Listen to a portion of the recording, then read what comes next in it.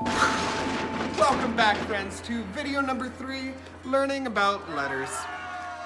Learning about letters is very important, but one thing that I do want to take a moment to remind everybody about is that what we are doing here, the entire purpose for all of these skills and videos, is to teach kids how to love books and how to love literacy. Some of the most prestigious schools in the world, such as Waldorf schools, don't even expect their students to start reading until about 3rd grade. That's 7 to 9 years old. And the reason being is because they focus on teaching kids how to love books and how to love literacy, and this is foundational for them to be able to learn how to start reading. And that's because when our kids love books, we have 100% engagement from them when we teach them how to read. At this point, these kids are gonna excel down the road with literacy. So without any further ado, let's dive into learning about letters. So this is just one of my favorite topics in all of these videos. The ability to recognize letters and the sounds that they're associated with is called alphabet knowledge. And the best way for children to develop alphabet knowledge is through meaningful experiences with print. That means we don't need flashcards, we don't need computer games. What you can do to best help young children understand alphabet knowledge is to give them meaningful experiences, conversations, and just playful encounters with print.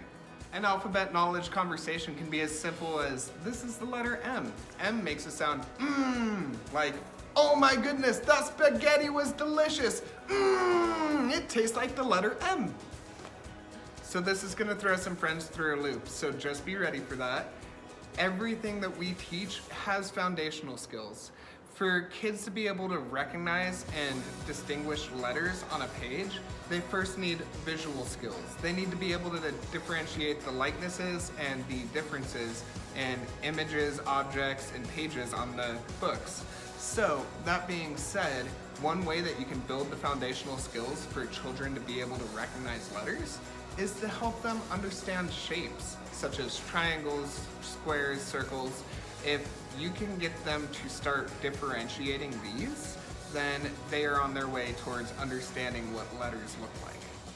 And this is where the fun comes in. You can support these foundational skills by playing with your kids in ways of putting together puzzles, making fun art designs, just doing things that allow them to see differentiation between shapes.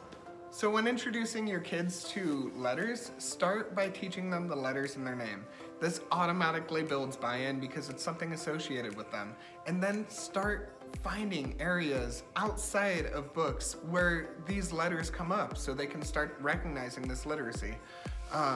For example, if you drive by a mattress store, oh, that first letter, M, that's like in Mr. Mitch or in your name.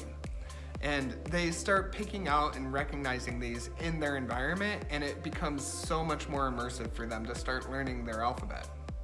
One of the strongest things you can do for kids to be able to retain letters is to allow them to explore them kinesthetically.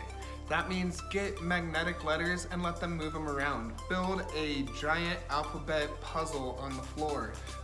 If you want them to be able to use other senses, go ahead and buy alphabet soup or buy other cereals that have letters in them, so that way they can explore these letters with all of their senses. So this next step's pretty fun too. What you can do is help kids experience letters with their entire body.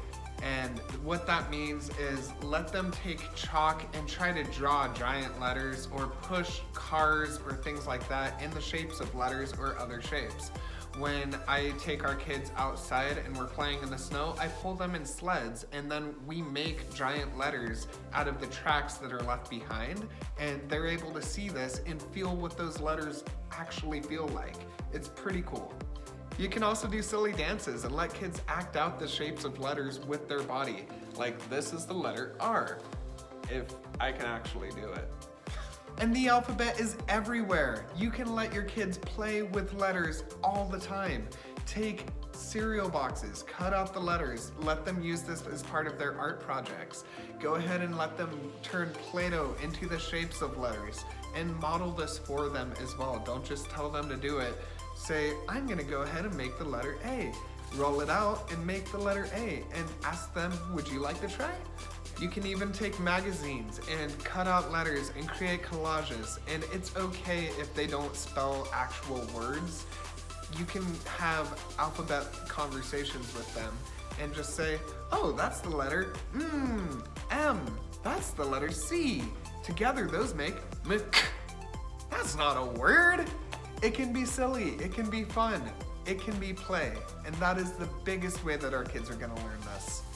One of my favorite ways that you can use play with letters is to go ahead and create I Spies with them or have matching games. Different things that you can do around the room is you can print off letters, then give them a small letter and say, can you find this on the wall? Is it in the kitchen? Is it upstairs? I don't know. Let's go find the alphabet. It's a really engaging way that you can have your kids explore letters throughout the house where they feel comfortable in a fun way. And it's meaningful more for them because they are interacting with you. And that is it, friends. You have made it through your third skill video. Once again, keep an eye out for those secret words and put them together to make the secret sentence. You've got 3 more videos to go, and then you will have the secret sentence where you can get all of the books and the read-alouds that are associated with these. So, without any further ado, go on over to the read-aloud video and we will see you there.